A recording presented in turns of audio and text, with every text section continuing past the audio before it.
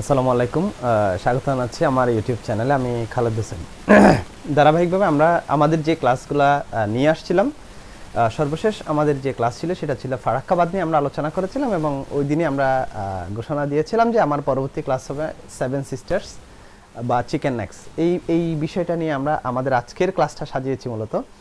তো সাম্প্রতিক সময়ে এই সেভেন সিস্টার্সের যে ক্লাস বা সেভেন সিস্টার্স নিয়ে যে আলোচনা, সেটার হট টপিক হিসাবে বাংলাদেশের রাজনীতি বা ভূ রাজনীতিতে যেই আলোচনার হট টপিক হিসাবে আলোচিত হচ্ছে, সেটা হচ্ছে কি বাংলাদেশের যেই দ্বিতীয় যে বিপ্লব হয়েছে, 5ই আগস্টের যে বিপ্লব হয়েছে, সেই বিপ্লবের পরবর্তী সময়ে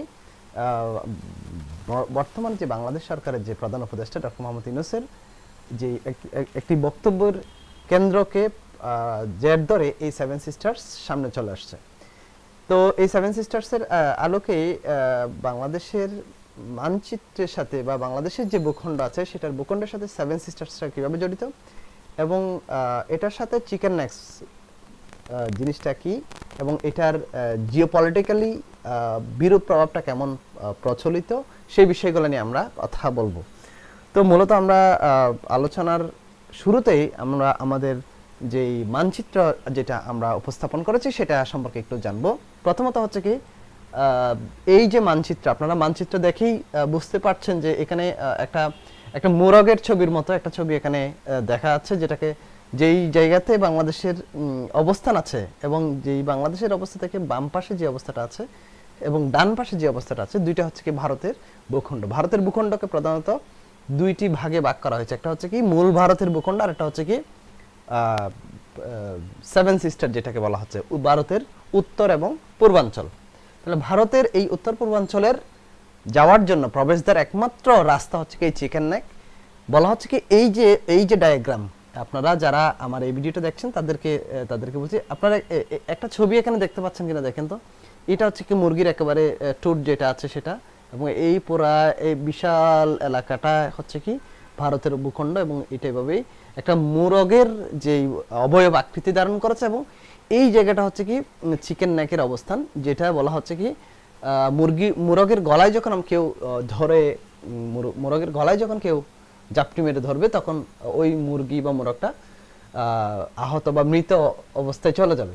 ঠিক একই রকম এই চিকেন নেকও ভারতের গলার মতো, যেটাতে চেপে ধরলে ভারতে অনেকটা কোণঠাসা পড়বে বলে জিওপলিটিক্যালি এটার এইভাবে আলোচিত এবং সমালোচিত হচ্ছে। তাহলে এই মানচিত্রের যে সেভেন সিস্টার্সের বিষয়টা, সেটা আমরা যদি একটু মানচিত্রে দেখি, এটা হচ্ছে কি বাংলাদেশের মানচিত্র। আপনারা সবাই জানেন এটা বাংলাদেশের মানচিত্র, এবং বাংলাদেশের সাথে আমরা আগের যে ক্লাসগুলো করেছি সেই ক্লাসে বলেছি বাংলাদেশের সাথে 5টা ভূখণ্ডের, ভারতের 5টা অঙ্গরাজ্যের সীমানা আছে: পশ্চিমবঙ্গ, মেঘালয়, আসাম, ত্রিপুরা, মিজোরাম। কিন্তু এখানে পশ্চিমবঙ্গ না, 4টা হচ্ছে কি মেঘালয়, আসাম, ত্রিপুরা, মিজোরাম। সেভেন সিস্টার্সের 4টা মেঘালয়, আসাম, ত্রিপুরা, মিজোরাম, এই 4টা অঙ্গরাজ্য হচ্ছে কি বাংলাদেশের সীমানার সাথে একেবারে সীমানা সংযুক্ত রয়েছে, এবং এটার বাইরে অরুণাচল, নাগাল্যান্ড এবং মণিপুর, এই 3টা রাজ্য মিলে টোটাল হচ্ছে কি সেভেন সিস্টার। বাংলাদেশের একেবারে উত্তর পূর্বাঞ্চল বা ভারতের উত্তর পূর্বাঞ্চলে হচ্ছে কি এই সেভেন সিস্টার্সের অবস্থান। যেই সেভেন সিস্টারে যাওয়ার একমাত্র স্থল পথ হচ্ছে কি চিকেন নেক, যেটাকে শিলিগুড়ি করিডোর হিসাবে চিনা হয়। তাহলে এই চিকেন নেক শিলিগুড়ি করিডোরটার এই জায়গাটা হচ্ছে কি চিকেন নেক শিলিগুড়ি করিডোর, যেটার অপর নাম। তার উপরের দিকে হচ্ছে কি ভুটান আছে, নেপাল আছে, এদিকে হচ্ছে কি চীন আছে, আর এই জায়গাটা হচ্ছে কি এটা বাংলাদেশ, এটা হচ্ছে কি মিয়ানমার। তাহলে এই হচ্ছে কি ভারতের ভূখণ্ড এবং চিকেন নেক শিলিগুড়ি করিডোর। এই হচ্ছে কি ম্যাপ। আমরা যখন এটার ব্যাখ্যাতে যাব, সেটা হচ্ছে কি প্রথমত সেভেন সিস্টার্স কথাটা মূলত কোন জায়গা থেকে আসছে। এই সেভেন সিস্টার্স কথাটা মূলত আসছে 1972 সালে। ত্রিপুরার এক সাংবাদিক ছিল, ওই সাংবাদিকের নাম ছিল জ্যোতিপ্রসাদ সাইকা। সে রেডিও টক শোতে এই সেভেন সিস্টার্স সম্পর্কে সর্বপ্রথম উল্লেখ করেন।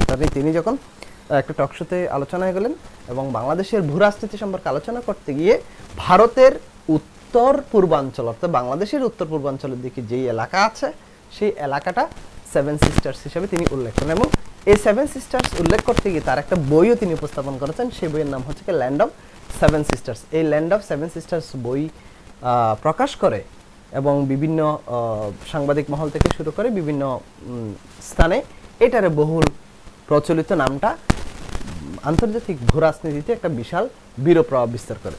পরবর্তীতে এই সেভেন সিস্টার্সের যেই অঞ্চলগুলো আছে, আমরা সেই অঞ্চলগুলো যদি একটু দেখি, মেঘালয়, আসাম, ত্রিপুরা, মিজোরাম, মণিপুর, নাগাল্যান্ড, অরুণাচল। আমরা এর আগে বলেছি যে 4টা মেঘালয়, আসাম, ত্রিপুরা, মিজোরাম, এই 4টা কিন্তু বাংলাদেশের সীমানার সাথে সংযোগ আছে।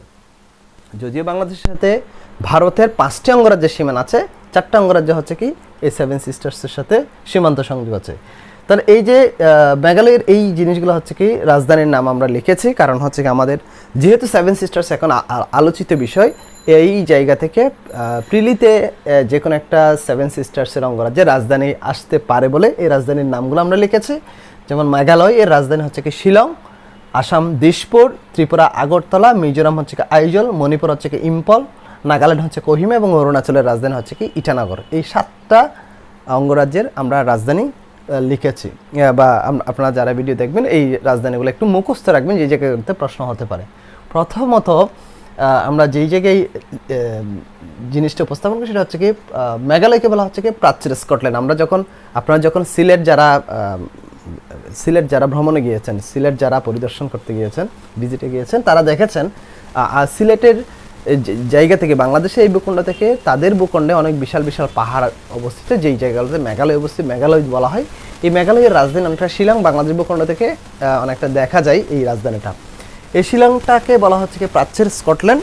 মূলত প্রাকৃতিক সৌন্দর্যের যেই আধার বা মাতৃভূমি, পৃথিবীর যেই স্কটল্যান্ড যেটা আছে, উত্তর ইউরোপের যে দেশ স্কটল্যান্ড, যে প্রাকৃতিক সৌন্দর্যের আধারের কারণে স্কটল্যান্ড যেরকম সুন্দর প্রাকৃতিক সিনারির দিক দিয়ে, ঠিক মেঘালয়ও এই স্কটল্যান্ডের আকৃতিতে সৌন্দর্যে পরিপূর্ণ বলে তাকে প্রাচ্যের স্কটল্যান্ড বলা হয়। আসামকে বলা হচ্ছে কি লাল নদীর দেশ। আসামের যে অঞ্চল আছে সেই অঞ্চলের পাহাড় থেকে যে পানি প্রবাহিত হয়, পানির সাথে যে পলিগুলা যুক্ত হয়, পলিগুলো নেমে আসে, সেই যে লাল যে বালিগুলা বা যে লাল মাটিগুলা পলির সাথে পানির সাথে যখন নেমে আসে, তখন যে নদী প্রবাহ, পানির স্বচ্ছ পানির নিচে এই লাল মাটিগুলা দেখা যায়। এরকম বৈশিষ্ট্যের প্রাকৃতিক অবস্থান বেশি বিদ্যমান বলে আসামকে লাল নদীর দেশ বলা হয়। আমি ত্রিপুরার ঘটনাটা একটু পরে বলবো, আমি এরপরে মিজোরামের ঘটনা বলি, যে নীল পাহাড়ের দেশ। মেঘের সাথে অনেকেই এই পাহাড়গুলা সংযুক্ত বলে একত্রে সবুজ এবং নীলের একটা সমারোহ বিরাজ করে বলে মিজোরামকে নীল পাহাড়ের দেশ বলা হয়। আর মণিপুরকে বলা হয় ভারতের রত্নভূমি। ভারতের যতগুলো অঙ্গরাজ্য আছে, প্রায় 28-29টা অঙ্গরাজ্য আছে, সেই অঙ্গরাজ্যের মধ্যে সবচেয়ে বেশি মণিপুরেই সবচেয়ে বেশি হচ্ছে তাদের প্রাকৃতিক সম্পদ বিদ্যমান আছে।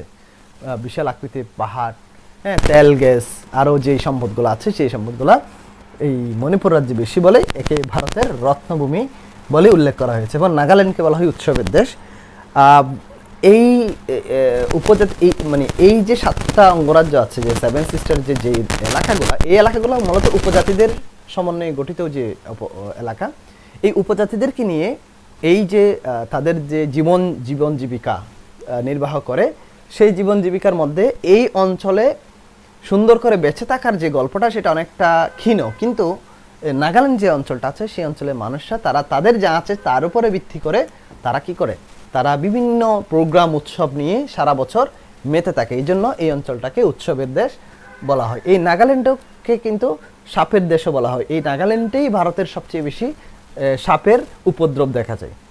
তারপর হচ্ছে অরুণাচলকে বলা হয় ভোরের সূর্যের দেশ। অরুণাচলে হচ্ছে কি ভারতের সর্বপূর্বের অঞ্চল হচ্ছে কি এই অরুণাচল, যেই জায়গাতে সূর্য যখন পূর্ব দিকে উদিত হয়, সেই সূর্যের আলোটা প্রথম ভারতের অরুণাচল অঙ্গরাজ্যে লাগে বলে একে ভোরের সূর্যের দেশও বলা হয়। এই হচ্ছে কি সেভেন সিস্টার্স এর যে 7টা অঙ্গরাজ্যের যে প্রাকৃতিক বৈশিষ্ট্য কি, তাদের রাজধানী কি, তাদের বিষয়গুলো, তাদের অভ্যন্তরীণ যে বিষয়গুলো কি।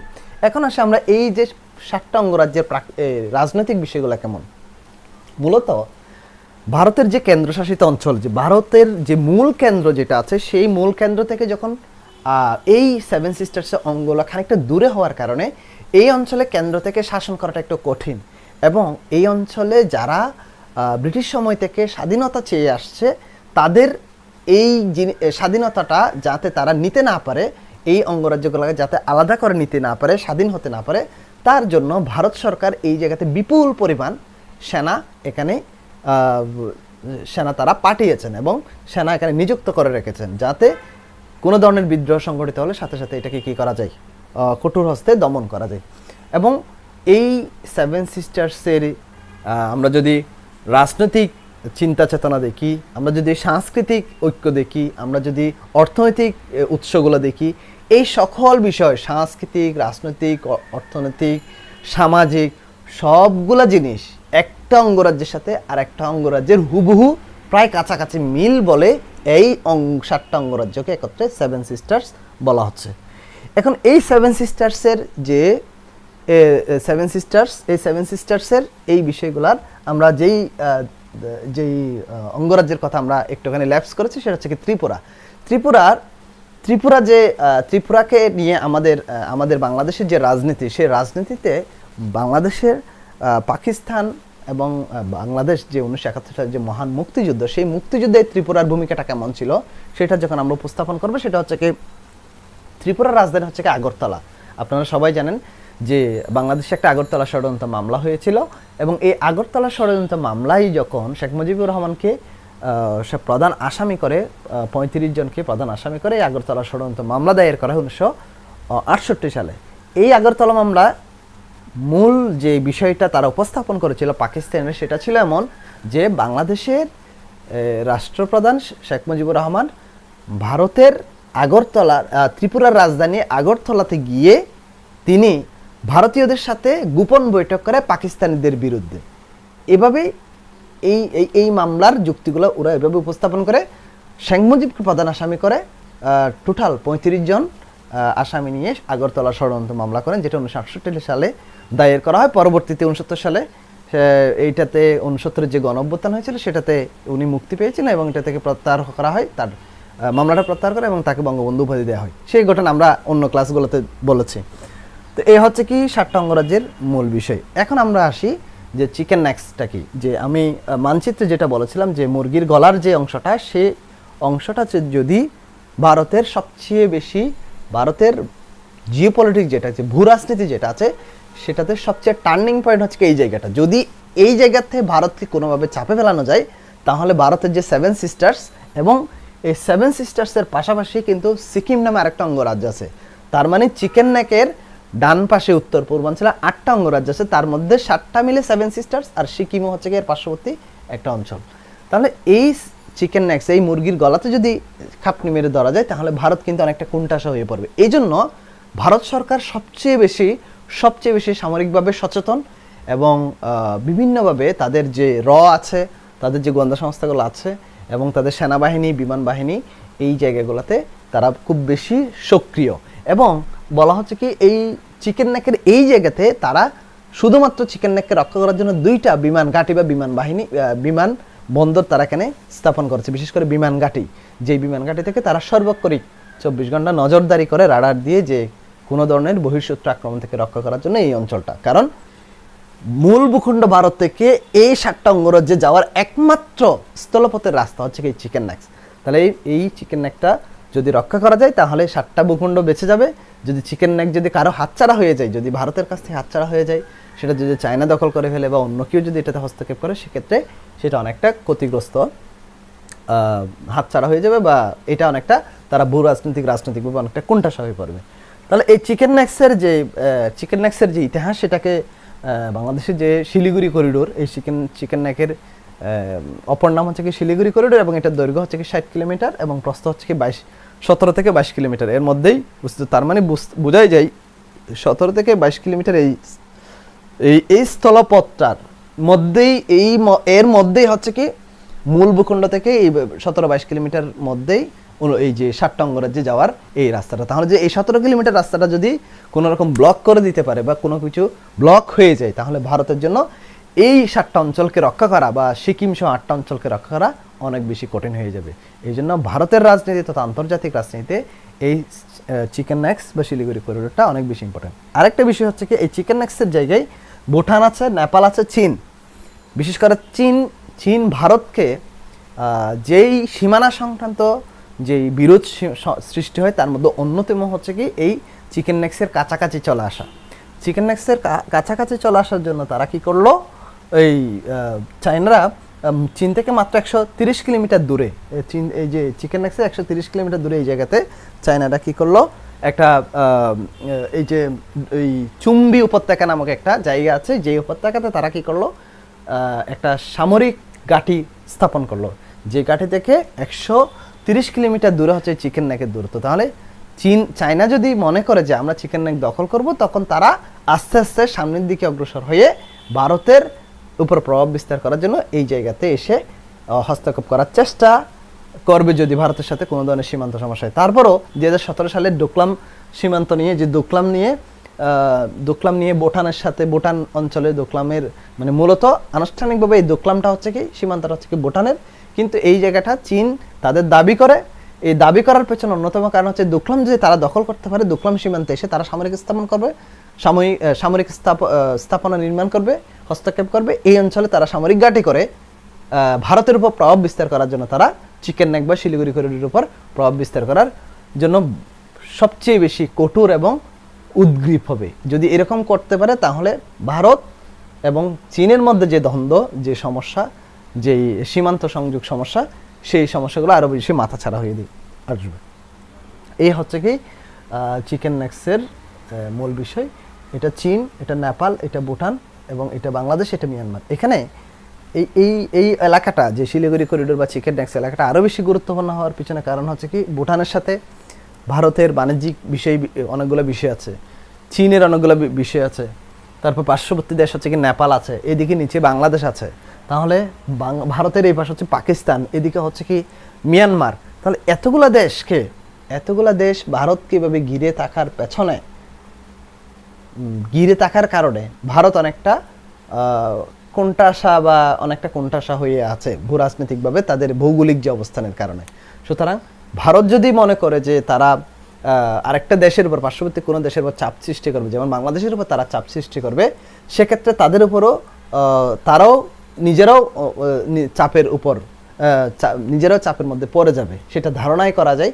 এবং এই ভারত যদি বাংলাদেশকে, যেমন এই যে সাম্প্রতিক সময়ে যে বন্যা হয়েছে, যে ভারত তাদের পানি ছেড়ে দিয়ে যে বন্যায় ডুবালো, সেই জিনিসগুলা যদি তারা চলমান রাখে, সেক্ষেত্রে বাংলাদেশ যদি এই জায়গাতে চায়নাকে বা অন্যান্য দেশগুলোর সাথে যদি এই জায়গাতে সম্পর্ক স্থাপন করে, সেজন্য ভারতের জন্য এই জায়গা মানে এই বিষয়টা অনেকটা হুমকি স্বরূপ হিসাবে ধারণা করা যায়।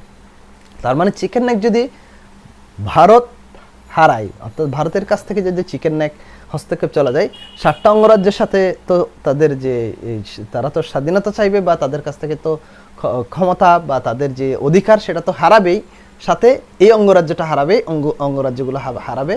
এবং চীন, ভারত, বাংলাদেশ তাদের মধ্যে যেই ভূরাজনৈতিক একটা দ্বন্দ্ব, সীমান্ত নিয়ে সমস্যা, রাজনৈতিক, অর্থনৈতিক, ব্যবসায়িক অনেক ধরনের সমস্যার সৃষ্টি হবে। এই চিকেন নেকে যদি কোনো ধরনের সমস্যা হয়, সেক্ষেত্রে অনেক ধরনের সমস্যার সৃষ্টি হবে। শুধু ভারত যে সমস্যা পড়বে তা না, বাংলাদেশে এই জায়গায় সমস্যা পড়ার আশঙ্কা করা যায়। তাহলে আমরা আরেকটা বিষয় এখানে বলে রাখি যে ভারতের এই যে 7 সিস্টার্সে 635টি উপজাতি ভারতে আছে, তার মধ্যে 213টি উপজাতি হচ্ছে এই 7 সিস্টার্সে বসবাস করে।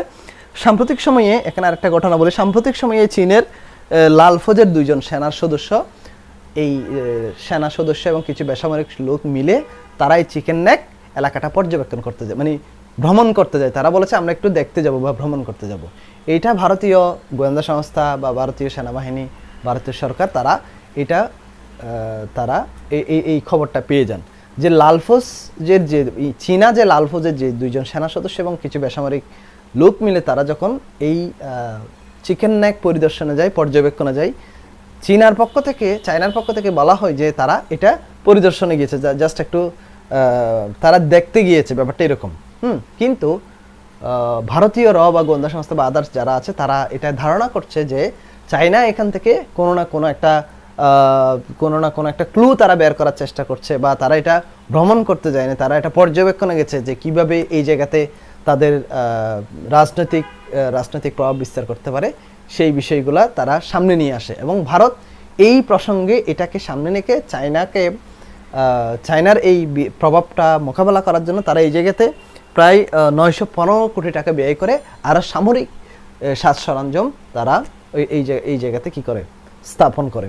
এবং এই চিকেন নেকের জায়গায় 5টা আমরা যে গুহা আছে, যে করিডোর 5টা হচ্ছে কি পাহাড়ি গুহা আছে, যেই জায়গাতে চায়না থেকে ভারতে বা চিকেন নেকের এই জায়গাগুলোতে আসার একটা রাস্তা ধরা যায়, পাহাড়ি রাস্তা। সেই জায়গাতে ভারত 5টি সাজোয়া যান ওই গুহাগুলোর মুখে তারা দিনরাত 24 ঘন্টা হচ্ছে কি এই জায়গাগুলোতে বসিয়ে রেখেছে, যাতে কোনো দেশ কোনো ধরনের এই চিকেন নেকের উপর প্রভাব বিস্তার করে 7 সিস্টার্সটা দখল করার কোনো ধরনের পায়তারা করতে না পারে। কেননা চিকেন নেক যদি দখল করা যায়, 7 সিস্টার্স ভারতের হাতছাড়া হয়ে যাবে। এবং এই 7 সিস্টার্স হাতছাড়া হয়ে গেলে ভারত অর্থনৈতিকভাবে, রাজনৈতিকভাবে, সাংস্কৃতিক দিক দিয়ে এবং বিশেষ করে তাদের যে অর্থনীতির যে চালিকা শক্তি, প্রাকৃতিক সম্পদের যে আধার, এই ভারতের উত্তর পূর্বাঞ্চলের 7 সিস্টার্স, সেই বিশাল রত্নভাণ্ডারটা তারা হারাবে যদি এই চিকেন নেক তাদের কাছ থেকে হাতছাড়া হয়। এই ভয়ে ভারত সবসময় এই জায়গাতে তাদের যে সামরিক ব্যয় আছে, এই সামরিক ব্যয়ের কিছুর মানে যত এই এলাকা হিসাবে অনেক বেশি পার্সেন্টেজ তারা এই অংশে ব্যয় করে এই অঞ্চলটাকে রক্ষা করার চেষ্টা করছে। সো আশা করি আমরা 7 সিস্টার্স এবং যেমন চিকেন নেক্স, হ্যাঁ, শিলিগুড়ি করিডোর, এই দুইটা বিষয় আমরা উপস্থাপন করার চেষ্টা করছি আজকের এই ভিডিওতে। আপনারা যারা আমার এই ভিডিও দেখেন, আমার নিয়মিত অডিয়েন্স আছেন, তাদের উদ্দেশ্যে বলছি, আপনাদের কোনো প্রশ্ন থাকলে, কোনো ধরনের শ্রেয় থাকলে, নতুন যারা অডিয়েন্স আসছেন তাদেরও কোনো ধরনের প্রশ্ন থাকলে, শ্রেয় থাকলে আপনারা কমেন্টসে জানাবেন। কোনো ধরনের ভিডিও ক্লাস কোনো কিছু আপনাদের যদি কোনো রিকোয়ারমেন্ট থাকে, সেক্ষেত্রেও আপনারা উপস্থাপন আমাকে জানাতে পারেন। ইনশাল্লাহ আমি আস্তে আস্তে গ্র্যাজুয়ালি সেই ক্লাসগুলা ডেলিভার করার চেষ্টা করব। সো আজকে আর কথা না বাড়িয়ে আমরা চিকেন নেক এবং 7 সিস্টার্স বিষয়ক যে আলোচনা, সেই আলোচনা এখানেই শেষ করছি। সবাই পরের ক্লাসের জন্য সবাই ভালো থাকবেন, সুস্থ থাকবেন। আল্লাহ হাফেজ, আসসালামু আলাইকুম।